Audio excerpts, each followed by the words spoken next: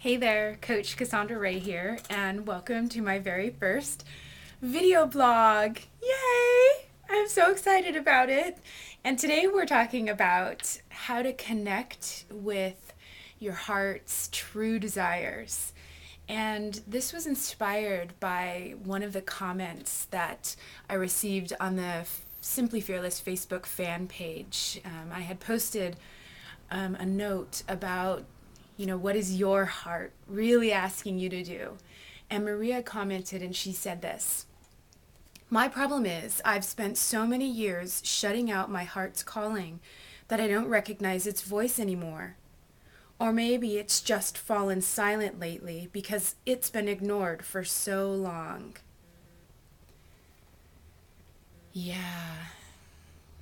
On the outside, on the surface, it's so much easier to ignore it and to be busy with life and to just keep going and going and going and going. But what can happen is we can wake up one day and be very successful outwardly and very miserable inwardly.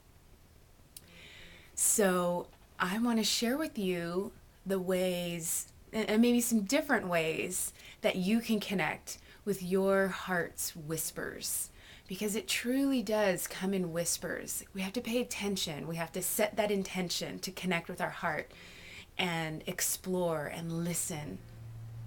And so some of the ways that, are just widely recognized are like journaling and meditation, two things that I love and I do all the time. They've just, oh my gosh, I've transformed my life just from doing those two things alone. But a lot of you might be like, yeah, I've heard of that and it just doesn't work for me. I sit down and I just stare at the page, or I meditate and I fall asleep, or worse, my mind gets so busy and frantic that it doesn't work for me. So I want to share with you two things that can really help you connect with your heart's true calling and your heart inspiration. And one of them is actually to keep your mind busy. We have an amazing mind, and it functions on so many levels, and we don't even understand it fully, right? So, on one level, you do need to give your mind something to do because it's always on. Have you noticed that? Even when we're sleeping, our mind is on. So it's kind of hard to be like, okay, just turn it off and listen to your heart. Okay. Yeah, it doesn't work for a lot of people. So one of the things that I do to give my mind something to do while I'm connecting with my heart is I just count my breath. Every time I exhale, I count it, one, two. I count up to 10 and then I start again at one. And at first, that might be all you're aware of is counting your breath. That's okay. Do it long enough and you begin to count without paying attention to it.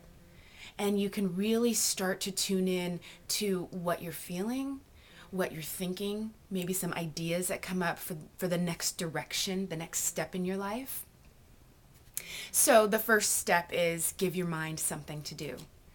The second one is give your body something to do. Now, this will really help for those of you who fall asleep while meditating. I've so done that so many times, okay? But here you go. If your body is busy doing something, you're not going to fall asleep, right? Because you're doing something.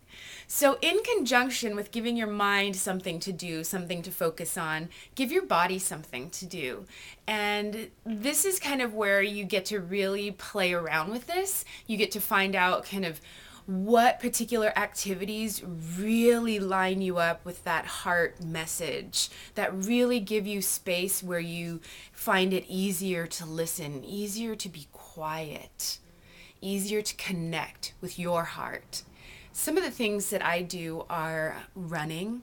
That's a huge one for me. Almost everything I've created has come from an idea that came while I was running.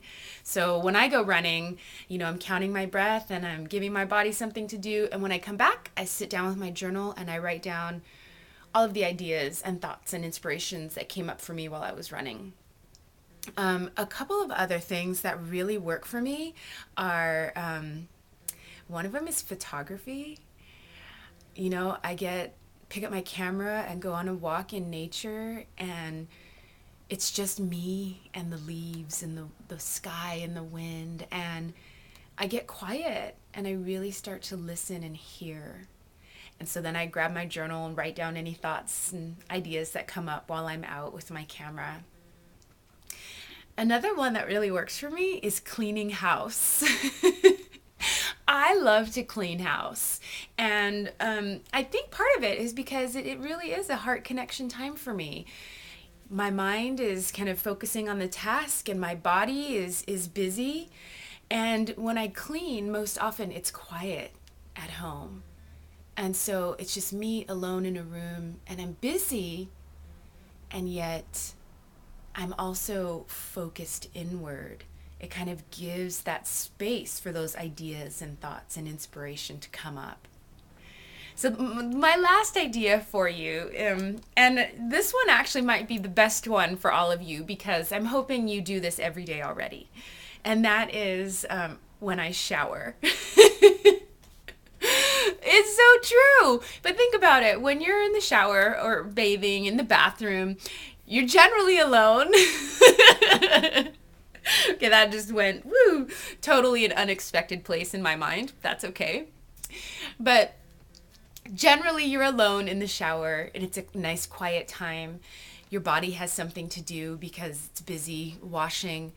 You can set that time as a heart connection time. And, once you're dried off, you can write down those notes about, what came up for you? How are you feeling? What thoughts? And my last little bit of this challenge for you, because, oh yes, this is such a challenge. I am certainly asking you to try this out and figure out what works for you. What's best for your heart to connect and speak to you. And so this last piece of it is to just set the intention so that before you get in the shower, okay, this is my heart connection time, and I'm going to pay attention. So that you send that message, like, here I am, I'm showing up. And yeah, your heart might be quiet at first. It might just need some reassurance. Like, are you really here? Are you really showing up for me? Do it every day for at least a week. See what you learn, discover about yourself and about where you're going in your life. And send me an email or post a comment and let me know, because I will love to hear how this works for you. Bye.